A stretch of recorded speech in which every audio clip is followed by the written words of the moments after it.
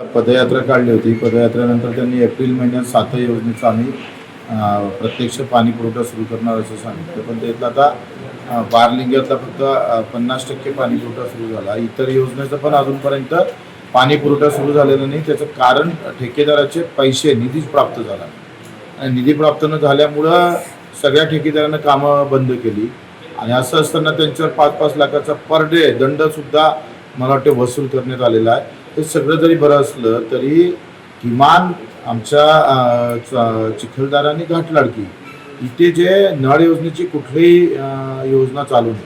प्लेनमध्ये नळ योजना बोरवरून विहिरीवरून चालू आहे, पण तिथं कुठलं पाणीच नाही आहे, त्याच्यानं योजना नाही. मला असं वाटतं का या सगळ्या संदर्भात सचिवांनी पुढाकार जर घेतला नाही तर आम्ही मंत्रालयात आंदोलन करू. कारण त्या 7 योजनेसाठी उपलब्ध निधी कुठं नाही उपलब्ध करून द्यावा. तिथल्या पावसाळ्याच्या जर कामं झाले नाही तर पुन्हा फॉरेस्टची जी परवानगी आहे ती एकाच वर्षासाठी आहे.